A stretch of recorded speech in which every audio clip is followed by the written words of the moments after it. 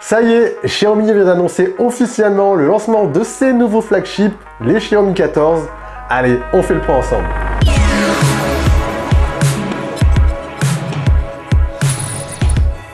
Processeur Snapdragon 8 Gen 3, l'intelligence artificielle générative, une nouvelle interface baptisée HyperOS, une partie photo qui s'affine de plus en plus.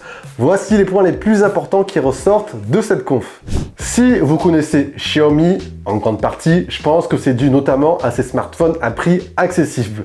Mais depuis peu, depuis quelques années, la marque s'est aussi lancée sur le créneau des smartphones très haut de gamme, avec néanmoins quelques difficultés. C'est vrai qu'ici, il est difficile de déloger les ténors que sont Apple et Samsung, surtout lorsqu'on véhicule cette image de marque prix accessible entre guillemets, et surtout lorsque l'interface logicielle est souvent pointée du doigt, dû notamment à quelques bugs d'utilisation. L'an dernier, pour la première fois, j'avais salué le Xiaomi 13 standard qui m'avait en grande partie convaincu, même s'il n'était pas parfait, et cette année, j'en attends davantage. Durant cette conf, deux smartphones ont été présentés, le Xiaomi 14 standard et le Xiaomi 14 Pro. J'ai pris toutes mes petites notes. Visuellement, pas de grand bouleversement, le design évolue très peu. Xiaomi, je pense, ayant enfin trouvé la bonne formule. Les évolutions les plus notables sont à l'arrière. On a un module photo qui est beaucoup plus proéminent. C'est un petit peu dommage, je trouve, ça lui donne de l'embonpoint et surtout visuellement, ça fait plus mastoc. Et le second changement, à l'avant, la dalle se veut plus immersive, avec notamment les bordures les plus fines selon Xiaomi. Le smartphone conserve en fait les mêmes dimensions que l'an dernier, mais la dalle s'agrandit grâce à des bordures plus fines. On passe de 6,2 pouces sur le Xiaomi 13 à 6,36 pouces sur ce Xiaomi 14. La conception, sinon, elle reste identique au 13. On est toujours sur un châssis en acier inoxydable, avec des bords plats. Et côté coloris, le smartphone débarque en 4 couleurs. Vous avez du blanc, du noir, du vert, mais également du rose en finition cuir vegan, en espérant que cette dernière version débarque bien en France. Snapdragon 8 Gen 3. Durant cette conférence, il y a un gros accent qui a été mis sur le nouveau SoC de Qualcomm. Rapidité, puissance, efficience énergétique et intelligence artificielle, voici les maîtres mots. C'est vrai que depuis que Google a lancé ce sujet, on a une petite effervescence sur cela dans le monde des smartphones. Alors ce nouveau SoC, comme chaque année, nous promet plus de rapidité, plus de puissance, une meilleure efficience. On parle ici d'une consommation d'énergie 20% réduite par rapport à l'an dernier. On a également une meilleure gestion de la chauffe. Et durant la conf, on a eu droit à une petite démo de Genshin Impact. Apparemment, le smartphone monte moins en température, à tester bien évidemment en live.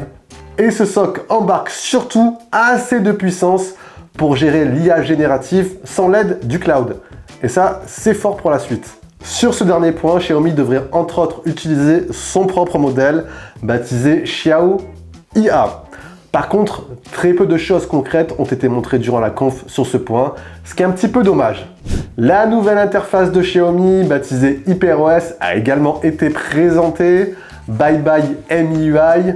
Le but de cette nouvelle interface, c'est en fait de venir unifier tous les produits de la marque, smartphones, montres, tablettes, téléconnectés et j'en passe. Une refonte visuelle a également été entreaperçue et Xiaomi a pas mal parlé aussi d'optimisation logicielle et ça on sait que c'est très important. Le système d'exploitation devrait ici être beaucoup moins lourd en termes de stockage, un petit peu moins de 9 Go, ce qui est pas mal du tout. Par contre, elle s'est faite très discrète concernant la durée des mises à jour. On devrait rester sans toute vraisemblance sur du 4 ans de mise à jour majeure et 50 mises à jour sécurité. La photo, rapidement, nerf de la guerre sur les smartphones haut de gamme. Le Xiaomi 14 s'appuiera, tout comme l'an dernier, sur l'expertise Leica avec notamment deux nouvelles lentilles Leica Sumilux. Alors pour cette nouvelle série Xiaomi 14, voilà, pour cette version standard, on reste sur la même configuration que le 13, à savoir 3 capteurs. 3 capteurs avec une définition de 50 mégapixels.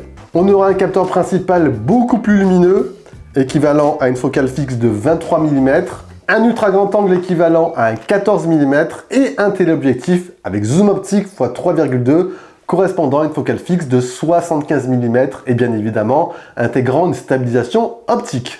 Côté batterie, on reste sur la même capacité, 4610 mAh, mais avec une vitesse de charge filaire plus rapide, 90 watts. Charge sans fil, on reste identique, 50 watts, ce qui est pas mal du tout. Concernant le prix ensuite, très bonne nouvelle, enfin bonne nouvelle pour la Chine en tout cas, les prix restent identiques, 520 € hors taxe, en config de base 8 256. Petit rappel, l'an dernier, le Xiaomi 13 standard avait débarqué chez nous à un prix de 999 € en config de base. Et ce prix devrait normalement rester identique, enfin devrait se situer dans la même fourchette de prix. À savoir 999 €, voire un tout petit peu moins. Et j'avoue que ça reste un petit peu cher tout de même. La version Pro, très rapidement, eh bien, elle est quasiment identique d'un point de vue technique à la version 14 standard, avec quelques petites évolutions. On a une dalle qui est plus grande, 6,73 pouces. On a une dalle qui est également plus lumineuse aussi. On peut grimper jusqu'à 3000 nits, ce qui est tout de même très impressionnant. Il me semble que c'est la luminosité la plus grande du marché. On a une protection de la dalle Corning Gorilla Glass Victus 2 contre Victus standard pour le 14 normal. On a une plus grande batterie, 4880 mAh. Une charge filaire plus rapide aussi. On a de l'hypercharge 120 watts. Et côté photo, il profitera entre autres d'un capteur principal avec ouverture variable manuelle de f1.42 à f.4, ce qui permettra d'avoir des clichés un peu plus créatifs et plus lumineux aussi. Côté prix, concernant cette version Pro, il n'évolue pas non plus. Je vous rappelle que la version Pro l'an dernier était sortie à 1299 €, donc on devrait se situer sur des prix identiques aussi. Xiaomi en a également profité pour nous présenter durant cette conf une version 14 Pro finition titane, pas mal du tout visuellement, avec un très joli liseré orange sur le module photo et intégrant notamment une config très intéressante, 16 Go de RAM, 1 Tera de stockage. Et bien à mon avis, celle-ci ne devrait jamais arriver chez nous et ça, c'est bien dommage. Et voilà les amis, à part quelques évolutions techniques, il n'y a pas d'annonce fracassante.